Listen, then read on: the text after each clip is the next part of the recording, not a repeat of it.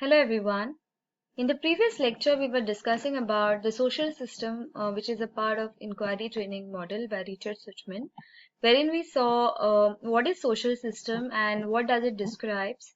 And we also saw that it describes the role of the teacher and students with regard to their relationship. And for that, we saw several points. And we under that we saw under teacher's role few points, and also some points under student's role. We also discussed about principles of reaction, wherein we saw that the teacher's task is to ask or to help the students to ask questions that would invite an answer, which is either yes or no. Second point was we saw that if at all any student asks a question that cannot be answered by yes or no, the teacher must encourage the students to rephrase the question so that appropriate response can be delivered. Third one is the teacher provides a free intellectual environment to the students, wherein we saw how important it is to be free and to be approachable. The fourth point and the last point that we discussed was the teacher guides students to give clear statements for theory and generalization. So here teacher's role is again very important, because here the teacher's guidance or teacher's role as a facilitator would play a very important role, because when they'll do the inquiry process, at the end when they'll come to a point wherein they have to come up with a theory or have to come up with a generalization, teacher's role would play a very important part, because teacher is a more knowledgeable other here. So if they are making any mistake or if they are having any issues in finalizing the statement of the theory or maybe generalizing it, the teacher should be around to help them out. And the last point under principles of reaction is that he or she should encourage students to interact. So the teacher's role is also again to make them or encourage them or motivate them to interact, because such a model like inquiry training model wouldn't be successful if there's no interaction between student or student and teacher, because interaction is the basis of all the models that we are studying, and inquiry training model is no exception to that. So this was the last point which was remaining under principles of reaction. So we'll see further certain more points which are related to this particular concept or this particular model by Richard Suchman, that is inquiry training model. So let us discuss about certain limitations which are a part of this model, because although Richard Suchman came up with this model which is really can be of help for students to inquire about things which are new to them, so that they can remember it for a longer time, because they are involved in that procedure of finding the solution to the problem. But apart from all the advantages that it has, there are certain limitations, because every concept or every theory that we study has its advantages and disadvantages. So is our inquiry training model. So some of the limitations for this model are that this model cannot be used to teach a new or a primary concept.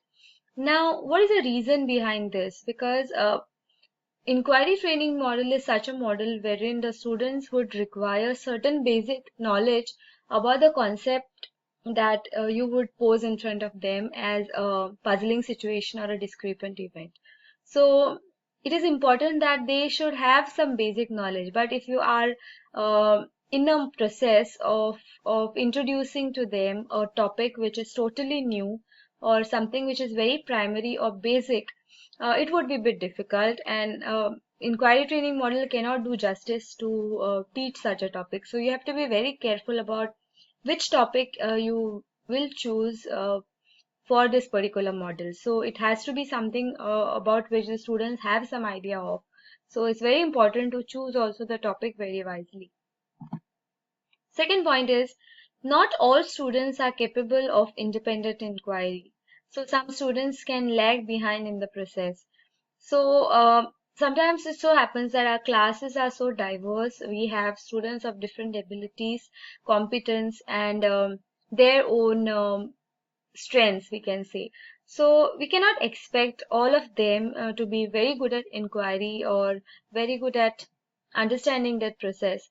So it's very important to note that and group them in such a way so that they can be of help to each other. and no students lag behind in the process, because that can be again demotivation for some of them, as they may not be as good as others are. So as a teacher, you have various roles to play, and this is one of it which you have to take care of, because you would know your class better. You would know who are those who are competent. So you need to group them with the students who you feel are not really competent enough to go ahead and do that process individually. So it's very important to um, choose the groups wisely.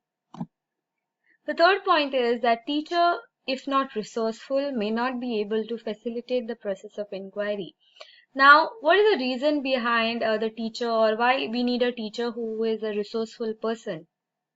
The reason being, when we talk about inquiry training model, it involves a lot of homework at the end of the teacher, because the teacher needs to understand, first of all, what is a basic knowledge that they have about a topic which you are planning to pose as a puzzling situation or a discrepant event. Now, in order to pose to the students a situation or a puzzling situation, or we may call it a discrepant event, it's very important that you study it properly and also give it a thought about how would you present it, whether you would choose a demonstration, whether you will. I think I gave one example of that litmus paper, wherein a demonstration is shown to them, wherein the litmus paper is put into different liquids, and the change in the color was, and what the question was asked, why there is a change in the color of a blue litmus paper, why it turns from blue to red or red to blue. So this is a very simple example, but if you are planning to do something, uh, some inquiry process with a complex topic. So it requires a lot of planning, not only with the complex topics, but the simple ones take more efforts from the part of the teacher, because you need to put that event in such a way that would look like a discrepant event. Okay, and there should be something for the students to investigate. It should not be very easy, so that they'll find an answer to that within 10 minutes, because nowadays the internet is so handy, and each one of us are having their mobile phones, and even students have, isn't it? If they go to the libraries, they have very good access to the internet. So it should not, if you do not plan a discrepant event properly, then you can end up in a very simple process of inquiry, because until and unless you make it complicated, or at least make it look like a discrepant event, it is not going to help, or this inquiry procedure or inquiry training model won't be of any help to the students. So it's very important that the teacher should be resourceful, should put in some efforts in order to make that process very interesting for the students as well as for you. So otherwise, it is not possible to make inquiry training model or this process of inquiry a very fruitful one. That's why the teacher's resourcefulness plays a very important role. Then it is time consuming, of course, and may demand the availability of many resources. Why time consuming? Because it is not something which you can do in half an hour, because a lot of time goes in pre-instructional preparations. Like as a teacher, you have to prepare a lot in order to get ready for a class like that. And also in the classroom, it requires a lot of time because students need some time to work on that, and you cannot finish a topic in 1 or 2 lectures, because that topic would demand students' involvement and their interest, which again is bit time consuming, because they would need their own time to investigate on the puzzling situation or discrepant event that you would pose. And demand of many resources would be like, you need to have a good library, you need to have good people, as in if they at all are approaching any experts in the field, so that you need to have good teachers around, you need to have internet services if at all they are planning to make use of online information, and other resources like, say suppose if it is an experiment which you have posed in front of them as a puzzling situation, then they need that equipments, laboratory conditions, and all the other resources required in order to carry out the process. So that's why resources again is considered to be one of the limitations. Next one is that it may be a very tedious task to formulate a problem, because although it seems very easy, but when you have to develop a puzzling situation or a discrepant event, it is actually not that easy. Even if it is for a simple topic, simple topics are more difficult to convert into a puzzling situation, because most of the students are aware of it, and you also should be aware how much they know. And second thing is, you should be in a position to choose a topic which would look like a discrepant event.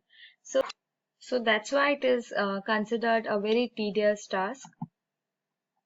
Moving ahead, let us see some of the instructional and nurturant effects. So when we talk about instructional and nurturant effects, instructional effects are those which you can see directly, as in which you can note while the procedure is going on. And nurturant effects are those which are indirect, which you cannot see, but it brings about some change in their behavior, or maybe some change in the way they learn a concept. So let us see some of the effects. As I have already said, that the effects of any model for that matter, and in this case is inquiry training model, are broadly classified under two types, that is instructional effects and nurturant effects.